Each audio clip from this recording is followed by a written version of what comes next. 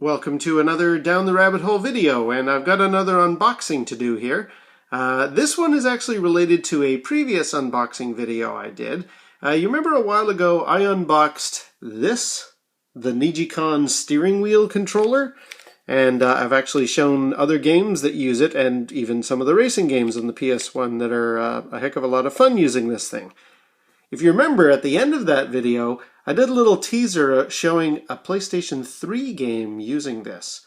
So I'm going to actually be connecting this to my PlayStation 3.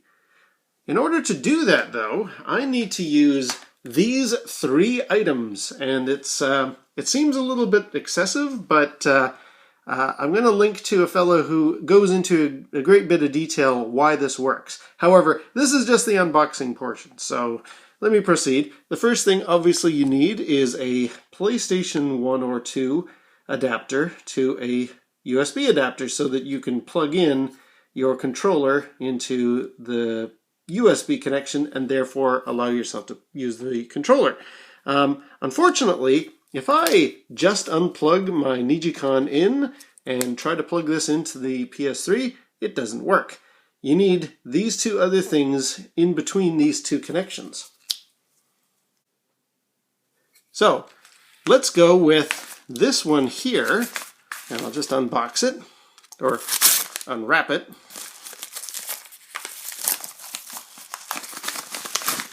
Here we have, there we go. Here we have the XP Joy Box. What does the XP Joy Box do? Well, clearly it converts into PlayStation 1 or 2 type connection. So this is going to go into here, and then that is going to go into the PS3. However, what's on the other end of this, and why is this required?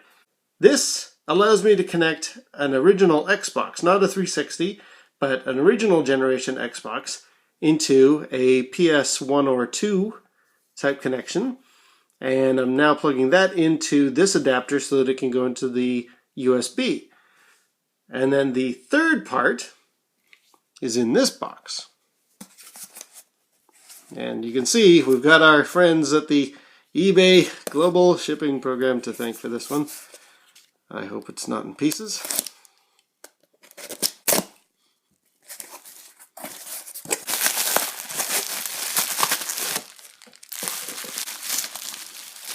In here,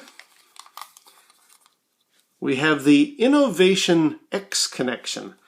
This company, and I'm going to again link to a fellow down below, but this company, Innovation, made various adapters, one of which being the X connection, that allow you to take your PlayStation 1 or 2 connection and then plug it into an Xbox, original generation.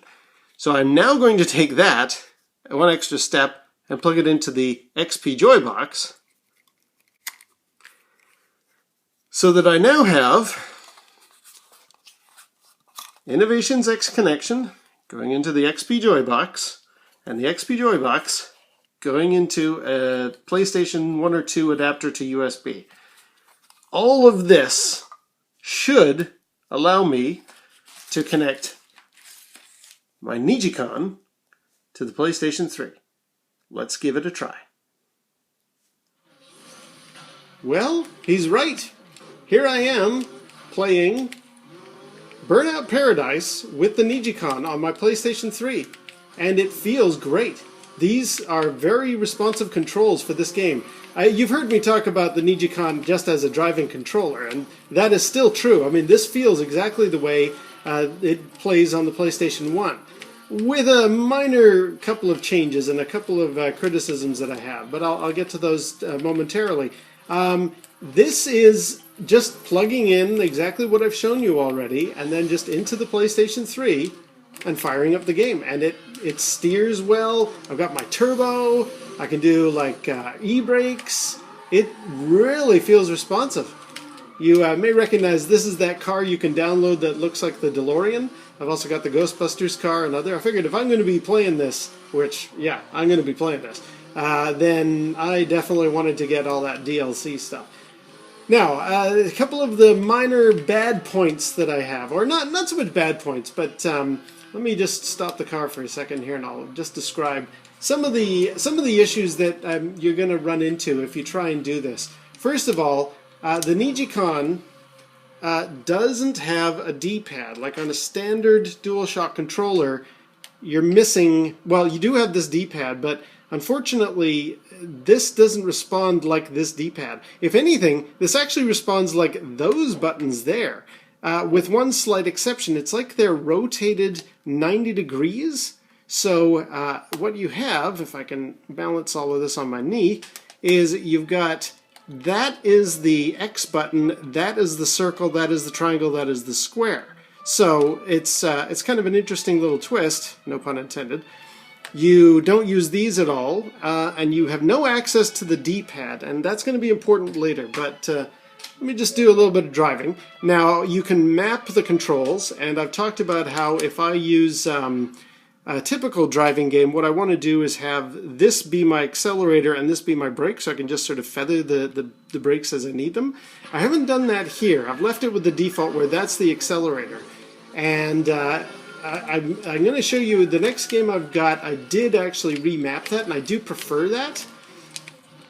But anyway, let me just get through a couple of bits of traffic here, and I'll show you how one nice thing that Criterion did when they designed this game is they made it so you just drive up to an intersection, and if you hit your accelerator and brake at the same time, you would launch a race. Now, I'm in the wrong car because I'm in this this DeLorean thing, but they designed this game thinking people are going to be using a steering wheel and pedals most of the time. So what's really good about this compared to some of the PlayStation 1 games I've played, and also the Xbox games, since I've got that connector, I can drive around in Burnout Revenge using a NeGcon. And I'll do another video about that another day because that's a different subject.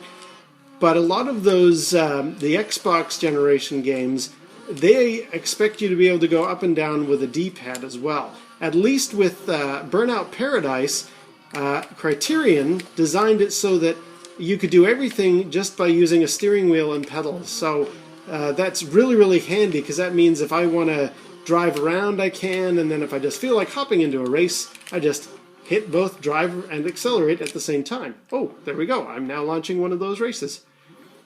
So yeah, this is really, really good. There are certain disadvantages because you won't be able. This sort of a thing you would need to have your D-pad in order to steer and change the map and that kind of stuff. So a little bit of a disadvantage. Again, I have to remember that that is my X so that I can launch my turbo and smash into these guys. But it really is a great feeling game. Except for I died. Now the nice thing again with this game is if you didn't want to continue that race, you can just stop driving for a little while and it'll actually cancel you out. Another nice feature. You don't have to go to a menu and make some changes and that kind of stuff. Paradise City is really well designed if all you have is a steering wheel controller, and in this case that's really all that this is. So that's really, really nice.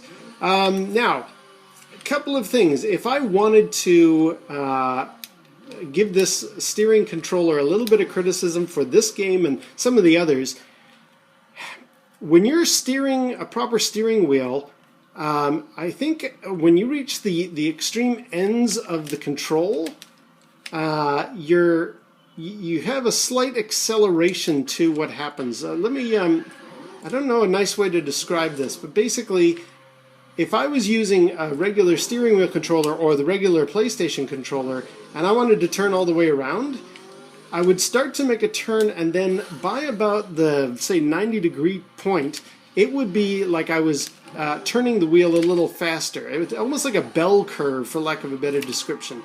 Whereas, unfortunately, with the NeGcon, it's a flat 1-to-1 ratio. So if you need to, like, really turn on the wheel, you got to just push it all the way to the maximum. And that takes a bit of getting used to. Again, it doesn't seem like that's a big deal, but I have found that if there are games, now it's not so bad with Paradise City, but some of the other ones I'm about to show you, you need to really steer around a lot of things, and I find this having to go to the extreme throws of the controller a little bit, it's not bad, it just takes some getting used to, that's all. So that's one criticism that I have.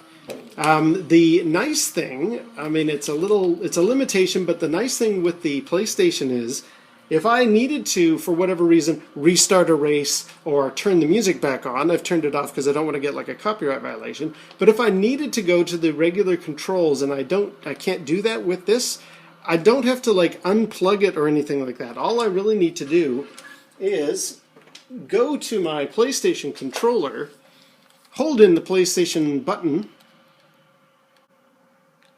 and then this menu comes up and you can actually reassign the controller. This is currently controller number 2, but if I wanted to, I could make it controller number 1, get back into the game, and now I'm controlling it with this controller instead. And that can be handy for things like I want to go to the menu, I want to go up and down this list, or anything else like that.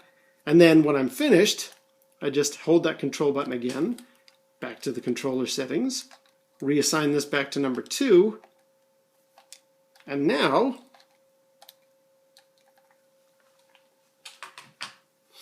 the NeGcon is back to being my main controller. So that's a really nice benefit. I'm not sure how the Xbox 360 works, if it has that kind of functionality. I don't have a 360, so this is a really nice feature that is possible with the PlayStation 3. Now, I'm going to switch to another game and show you what I mean by sometimes you have to really steer a lot with this controller.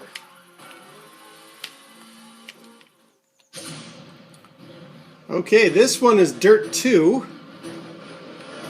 And this is a game that really, really uses the NeGcon very well. I'm going to try my best to concentrate on driving while talking. But you can see here, we got a lot more terrain we have to drive around. And it's a very skill-testing game. I used to play this just with the thumbsticks. Couldn't get past more than just a couple levels. But now with the NeGcon, I am flying through this game. It's fantastic. It's really, really great. In this case, I've mapped it the way I like it, with the farther button being, or the B button on my control. The one that I'm using with my thumb, that is my gas, and then just every once in a while I hit the A button for the brakes. But this looks great. This really plays excellently. And it's one of those games that I think you need a steering wheel for. Now, the only downside with Dirt 2 is it is one of those ones where every once in a while, if you need to restart a race or something, you're going to need to open up that secret menu, or that controller menu with the PlayStation controller. So, because every once in a while, you're going to have that happen. Hang on. Geez, sorry, people. It serves me right for trying to talk and drive at the same time. Yeah, there have been times where I've been like, I want to restart a race or whatever, and in that case, I do have to bring up that menu, reassign the PlayStation DualShock controller to being controller number 1, just so that I can get through. And well, that was spectacular. And then being able to change back to do a restart of the map, that kind of thing. However, outside of that, if you don't need to restart a race, the rest of the interface does work well steering wheel wise. You just basically steer left and right, whichever. Let's get out of here.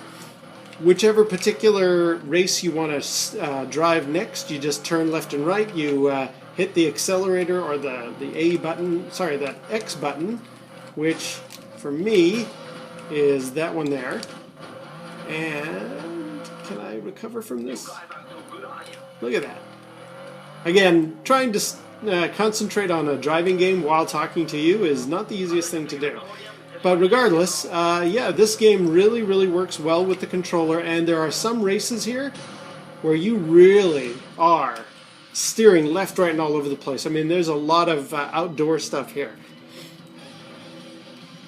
Now, let's just continue. Now, this is one of those games that requires you to get out of the instant replay. And in that case, all I need to do, you see in the corner there, if I hit X, it'll pause the action. what I want to do is go up to the main menu, which is the triangle. And as I mentioned before, that's, imagine it's rotated, that's the triangle there. So if I hit triangle, it'll take us out of the event, it'll take us out of the race. So yeah, Dirt 2, really, really excellent game. I highly recommend this one, but you definitely need a NeGcon. If you're going to drive around on this game, it's really hard. As I mentioned, you can use this controller on this part of the game to just make your selection of where do you want to race next. You know, you can go left and right. I could go to Japan. I was just in Croatia. I want to go to London or Baja, and then hit the equivalent of the X to actually select that. And then I can go up and down this list. So it does have a good interface for regular driving. It's just if you need to restart a race or something like that, you will need to do that old trick of bringing up the other menu with this controller and then using the D-pad to go back to hit, say, restart race or what have you. And the final game I'm also going to show you using the NeGcon on the PlayStation 3 is that problem times 10. It's almost not really playable. Let me fire that game up.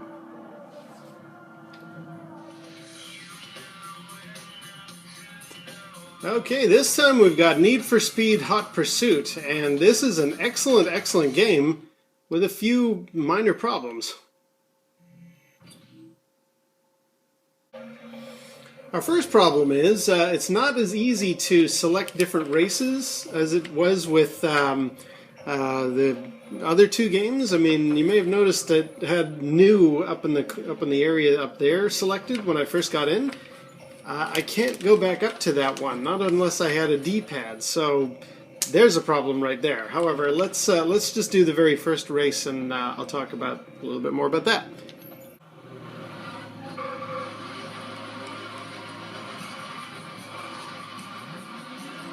There we go. Now this game looks great, and once again, really, really great, very responsive with the NeGcon. But it uses a few more things, like there's an EMP pulse, and there's you can throw down spikes on the ground at certain points. And it's one of those games that's a little more drifty, so you need to like hit your brakes and your accelerator kind of at the right time. There's a bit of nitrous there. And unfortunately, any game that uses a, hit your accelerator and then occasionally touch your brakes in order to engage some kind of thing, that's hard to do when you've got the default setting of this is your accelerator and that is your brake. Because it's hard to kind of like mash your thumb over both of those. So I just thought, oh, no problem. Much like I did with Dirt 2, I'll reassign it so that the other button is the... Oh, I'm losing control.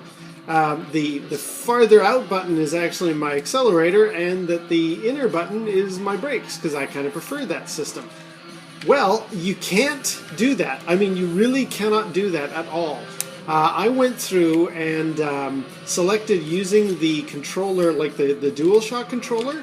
I selected the left, please become the right, and the right, please become the left. And it said, no problem, we have saved the wireless controller settings. And I was like, oh, a wireless controller, but I'm using the NeGcon, which is a wired controller. So then I plugged that in, and lo and behold, back to left is accelerate and right is brake. So I thought, oh, okay, so for some reason this game has a different way of handling the mapping of the controls. It seems to know when you've got a wireless controller versus a wired one in there. That's kind of different. Alright, well, I just so happen to have a joystick, like a USB joystick that is made for the PlayStation 3. I'll do a review of it someday. And why don't I plug it in and then save the, left button or left trigger please become the right and right trigger please become the left. And it'll save my wired connection, theoretically. And then I'll unplug it, and then I'll use the NeGcon now with the two buttons mapped the way I like them. Nope, no good. It did not work. It didn't even say anything about how the wireless controller versus the wired controller was now remapped, anything like that. It said, settings have been saved, and I thought, great, I'll unplug the joystick and then I'll plug in the NeGcon. As far as I know, those should both be recognized as the same device. I mean, I'm not aware that the PlayStation or this game is smart enough to recognize one type of wired controller over another. But no matter what I tried, no matter how many different ways I tried to make the left become the right and the right become the left, wouldn't do it. It just refused to work. So, unfortunately, I'm kind of stuck with the default control. And again, that's fine. As you can see, I'm managing quite well. Sure, I'm 6th, but I can play the game, that's for sure. The downside is, for any of those scenarios where they want me to accelerate along and then kind of drift by hitting my brakes a certain way, kind of like that just there, that's really hard to do with the 2 buttons on the NeGcon set the way that they are. I don't like that. Oh, 1 mile to the finish. I don't think I'm going to win this one. I mentioned before, since this is using an an Xbox controller connector, yes, I can use the NeGcon on the classic Xbox, and I've actually tried that out. I'm going to do a video about that another time. But certain games that use the feature, like for example, if you want to play Outrun 2, which is excellent, Outrun 2 really uses the, let me switch over to the other controller. Outrun 2 typically uses the, I'm accelerating a lot and then I'm just sort of tapping on the brakes to do that drifty thing. This game is similar. There are times you're going to go around a corner. Oh, hey, what do you know? I got a trophy. There are going to be times you're going around a corner and you've got your finger like constantly on the accelerator, and then you just want to occasionally slam on the brakes to give yourself that burn of tires and spin. And that would be fine, except for with the NeGcon, you're typically doing that for the accelerator. So to try and like reach your thumb across and do that same feathering effect, it doesn't work. It would be way better if you could remap this to be your accelerator and then just occasionally pump the brakes like that. And unfortunately, that doesn't really, it doesn't lend itself well to that. And Need for Speed Hot Pursuit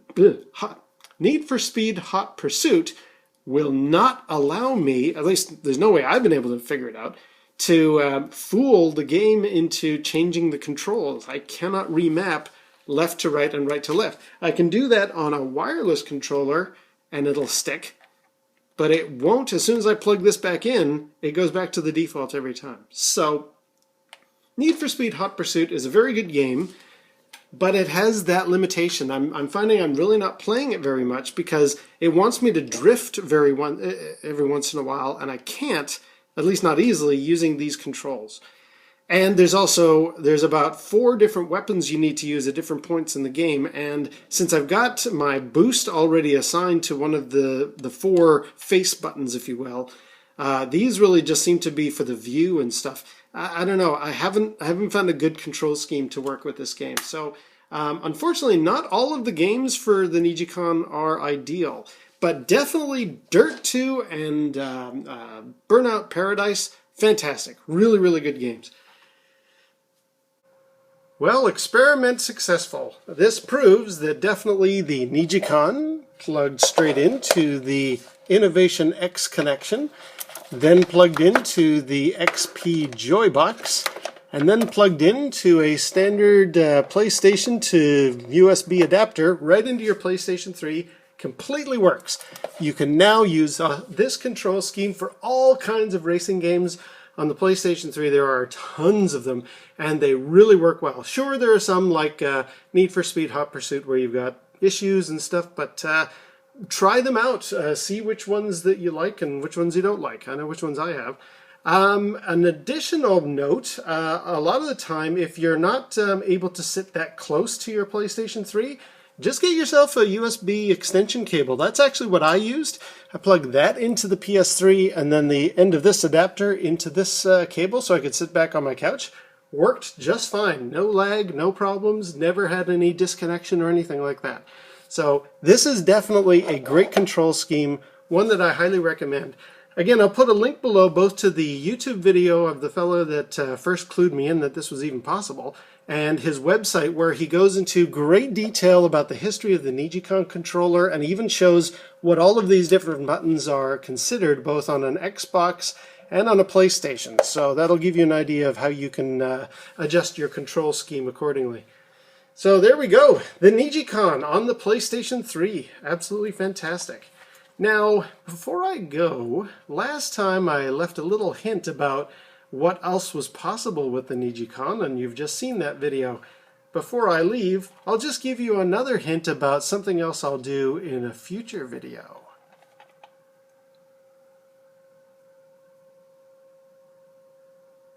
And until next time, we'll see you down the rabbit hole.